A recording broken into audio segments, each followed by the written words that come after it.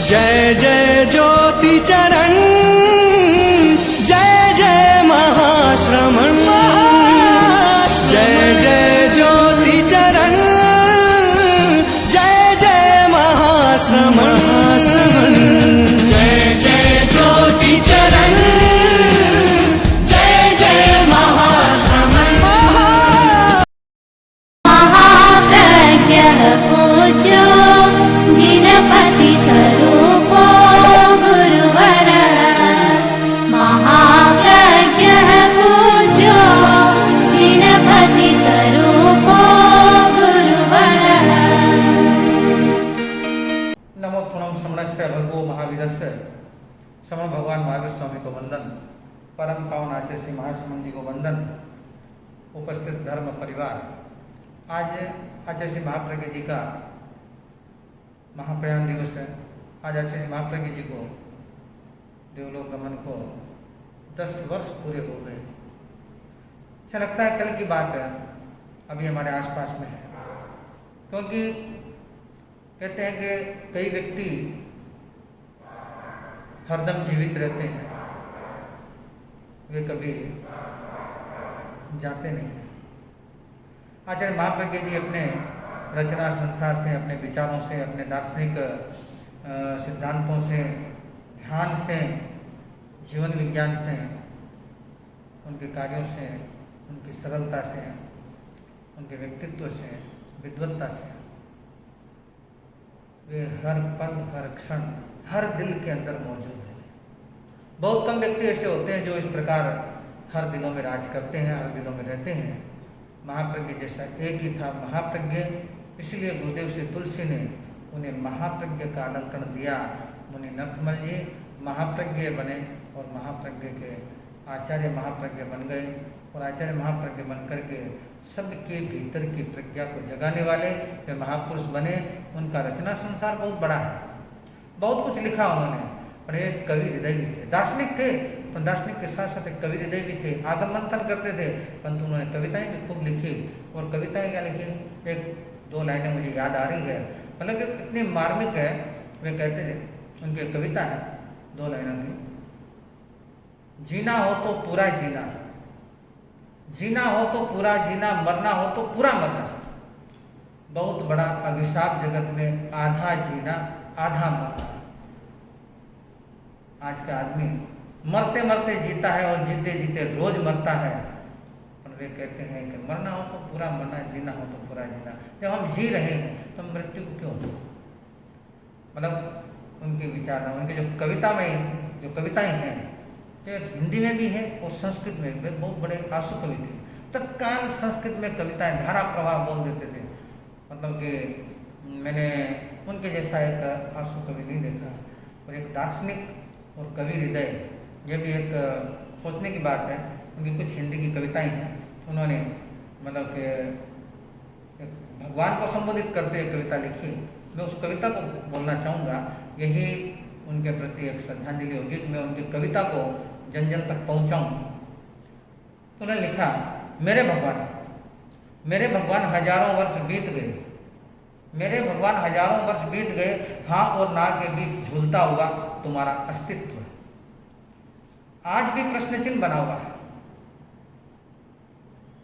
मेरे भगवान, तर्क और अनुमान की संधि से मुक्त होकर, तर्क और अनुमान की संधि से मुक्त होकर क्या मैं कह सकता हूं कि तुम हो? तर्क और अनुमान के धरातल से ऊपर उठकर क्या मैं कह सकता हूं कि तुम नहीं हो? मेरे भगवान, दीनता और दरिद्रता के सागर में डूबी हुई तुम्हारी भक्त मंडली को देख क्या मैं कह सकता हूं कि तुम दयालु हो? तुम्हारी सृष्टि की दुर्व्यवस्था देख मैं नहीं कह सकता कि तुम कुशल कारीगर हो। मेरे भगवान, मैं सच कहता हूं, यदि मैं भगवान होता, मेरे भगवान, मैं सच कहता हूं कि यदि मैं भगवान होता तो इस धरती पर एक भी आदमी दुखी नहीं होता। क्या सर्वज्ञ और सर्वशक्तिमान प्रभु सृष्टि इसलिए रचता है कि उसकी श्रेष्ठ कृति गरीबी की आंच में तिल तिल कर जलती रही? मेरे भगवान, मैं सच कहता हूं, यदि मैं भगवान होता, मेरे भगवान, यदि मैं सच कहता हूं कि यदि मैं भगवान होता तो इस धरती पर एक भी आदमी बुद्धिमान नहीं होता। क्या सर्वव्यापी प्रभु सृष्टि इसलिए रचता है कि बुद्धिमान बुद्धिहीन का शोषण करता रहे?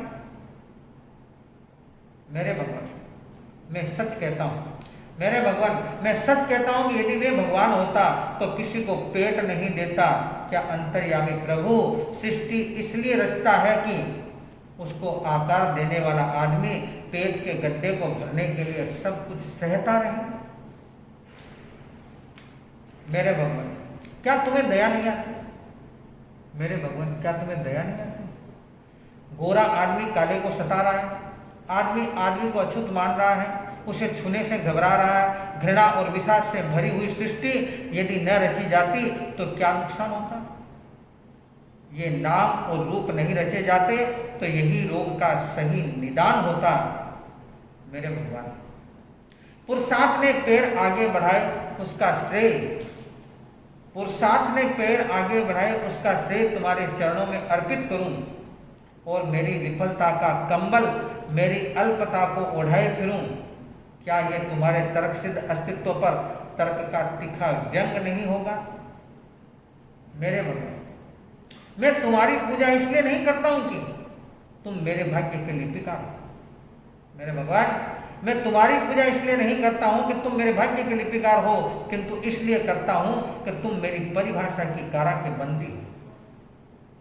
मेरे भगवान, जो न हो वह अच्छी बात है।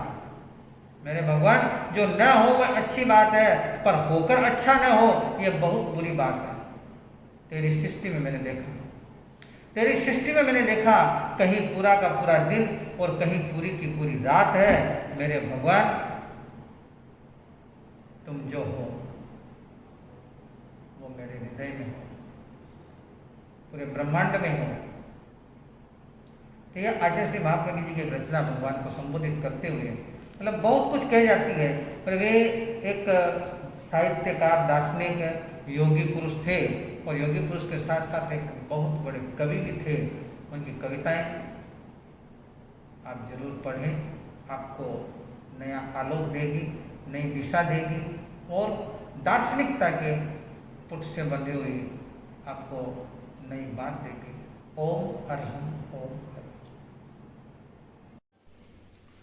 आचार्य श्री महाप्रज्ञ जी ने एक ऐसी ध्यान पद्धति का आविष्कार किया जो अपने आप में बहुत ही वैज्ञानिक ध्यान पद्धति है। उसका नाम है, आचार्य श्री महाप्रज्ञ जी ने प्रारंभ किया, जिसका नाम है प्रेक्षा ध्यान।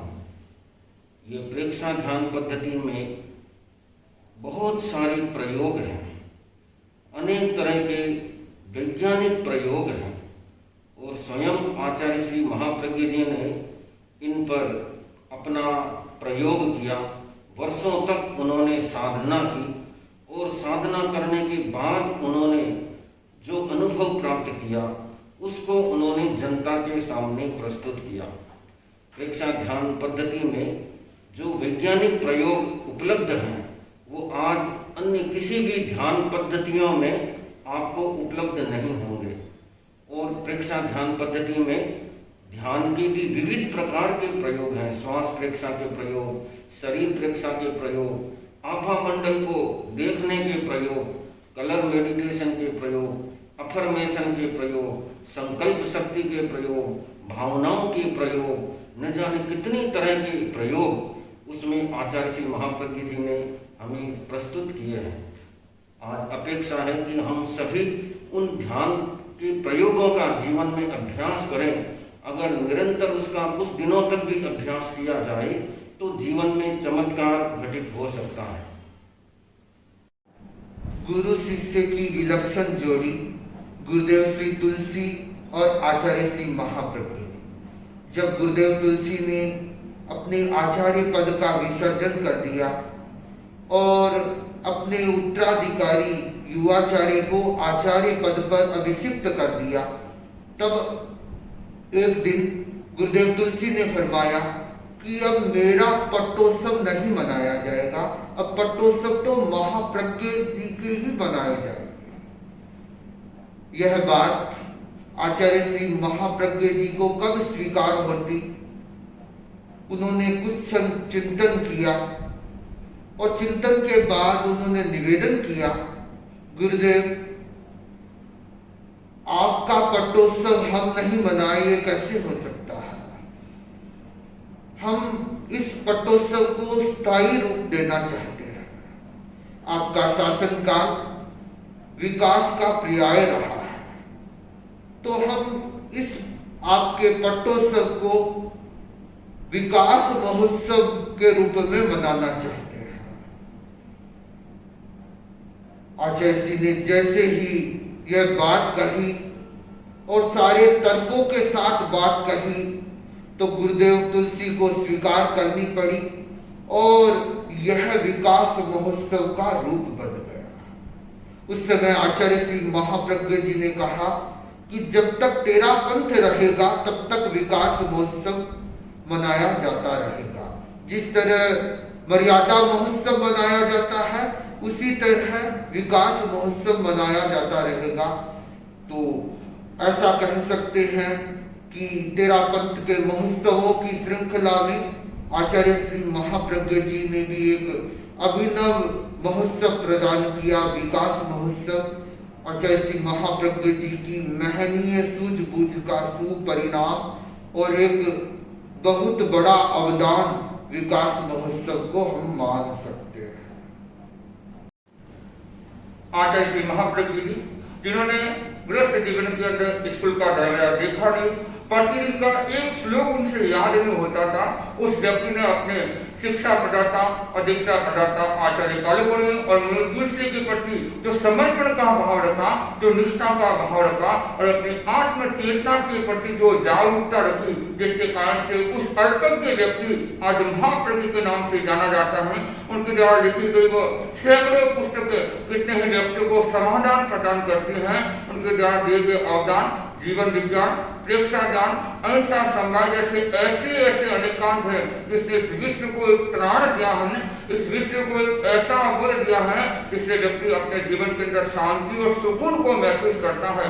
वह महाप्रज्ञ अपने कर्म से महाप्रज्ञ बने, अपने पुरुषार्थ से महाप्रज्ञ बने और अपने दोनों गुरु के प्रति, अपने शिक्षा गुरु और अपने दीक्षा गुरु के प्रति उनका जो मन के अंदर भाव रहा, उस भाव के कारण से आज वह जन जन के लिए पूजनीय बन गए और हमारे आचार्य थे।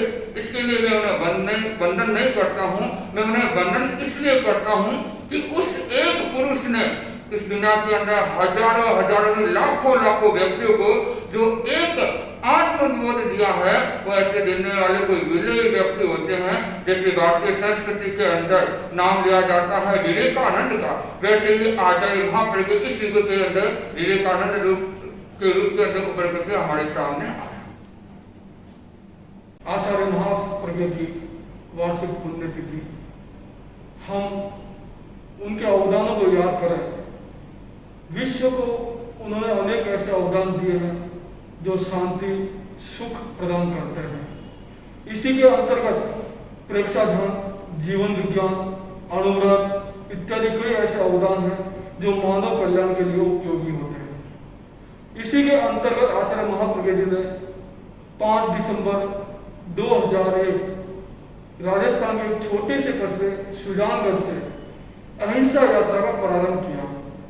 यह अहिंसा यात्रा नैतिकता, सद्भावना, नशा मुक्ति, भाईचारा, समन्वय इत्यादि लक्ष्य को लेते हुए आगे बढ़ी और इसी के कारण एक बड़ा परिणाम सामने आया जैन जगत में, और वह था गुजरात के दंगों वाला। जब गांधी की धरती, जो अहिंसावादी गांधी, उन्हीं की धरती दंगों के कारण झुलस रही थी और उसी धरती पर अहिंसा के साधक आचार्य महाप्रज्ञ पधारने वाले। अहिंसा यात्रा के साथ उन्होंने गुजरात की धरती पर अपना चरण रखा और उसी ददकती अग्नि पर अपनी शीतल वाणी से सबको शांत किया। मैं समझता हूं यह अहिंसा यात्रा का ही परिणाम है, यह उस अहिंसा साधक का ही परिणाम है जो गोधरा कांड को शांत किया और विश्व की जो जगन्नाथ यात्रा है उसी को कायम रखा। ऐसे अहिंसा यात्रा के अनेकों अवदान, अनेकों प्रयोग, अनेकों ऐसे परिणाम सामने आए हैं जिसको लेकर के स्वयं भारत के राष्ट्रपति APJ अब्दुल कलाम ने भी आचार्य महाप्रभु को कहा था कि गुरुजी ये सब आपके ही कारण हुआ है, अगर आप वहां नहीं जाते तो संभवतः गांधी का गुजरात और कुछ होता। तो ऐसे महान साधक की पुण्य तिथि पर हम उनके अवदानों को याद करें, उनको सत सत नमन, सत सत नमन, सत सत नमन। ओम आमीन। जैन धर्म के महान आचार्य और महान दार्शनिक आचार्य श्री महाप्रज्ञ जी की आज पुण्यतिथि के अवसर पर मैं अनंत अनंत भावांजलि, श्रद्धांजलि प्रस्तुत करता हूँ। आचार्य महाप्रज्ञ जी हमारे जैन धर्म के एक महान दार्शनिक आचार्य ही नहीं थे, अपितु उन्होंने अपने चिंतन से, अपने साहित्य से उन्होंने पूरे विश्व की एक सेवा की है। आचार्य भले ही एक धर्म संघ का होता है, लेकिन आचार्य महाप्रज्ञ जी एक धर्म संघ के ही आचार्य नहीं, अपितु उनका चिंतन पूरे विश्व की मानव जाति के कल्याण के लिए था। आचार्य महाप्रज्ञ जी का सामाजिक चिंतन बहुत ही व्यापक और विशाल रूप में लिए हुए था। उन्होंने मुख्य रूप से दो नए आयाम समाज को दिए हैं जो सदियों सदियों तक समाज उन्हें याद रखेगा। एक, उन्होंने साहित्य जगत में जो धारा बहाई है, सदियों सदियों तक समाज उसे याद रखेगा। हर विषय में, हर क्षेत्र में जो उन्होंने साहित्य लिखा है, आज कोई भी व्यक्ति उस साहित्य को पढ़ता है तो स्वतः ही उसके भीतर में एक समाधान हो जाता है। आचार्य महाप्रज्ञ जी ने दूसरा अवदान दिया समाज को, प्रयोग। वह चाहे प्रेक्षा ध्यान का प्रयोग हो, चाहे जीवन विज्ञान का प्रयोग हो, चाहे आगम संपादन का एक महनीय कार्य हो, आचार्य महाप्रज्ञ जी के ये अवदान, ये प्रयोग आज पूरी विश्व मानव जाति जो आज हिंसा, तनाव, भय और चिंता में जी रही है, उसके लिए ये प्रेक्षा ध्यान का प्रयोग एक वरदान के रूप में है, एक अमृत के रूप में है। आचार्य महाप्रज्ञ जी ने जो इस समाज को इतना हमें दिया है, हम उनके प्रति अनंत अनंत कृतज्ञ रहेंगे, अनंत अनंत उनके प्रति हम अपनी भावों को समर्पित करते रहेंगे। In this ultra-modern technological world, human lifestyle is much challenging than ever. In this age, Acharya Sri Mahapragya Ji, a renowned and strong leader of Theravada sect in the Jain religion, have given various kind of boon to the society, in which the most important one is science of living, called as Jivan Vigyan. This Jivan Vigyan insists each and every people of the community, right from the age of 3 up to the age where he lives his last breath, until then he should live a best, better and a perfect life. For that, Acharya Sri Mahapragya Ji has given a total course which is out of box. We read, we go to the school, the educational system teaches us a lot of things which are based on the career system. But how to live a perfect life is the question. Among these things, when we ask somebody, how do you eat? How do you sleep? How do you think? Then there is no answer for him. And the best answer is given by science of living. It teaches, it insists and it implies how we can, how to eat, how to sit, how to stand, and even how to breathe. The first and the foremost thing is how we have to breathe, and even we don't know that one. So, science of living teaches us each and everything, and this will give you an attitudinal change, and from that behavior of humans will change. We think that our future must be good, but before that, our nature must also be a marvelous one, where morality and ethics should be there. And without these things, we can't move ahead.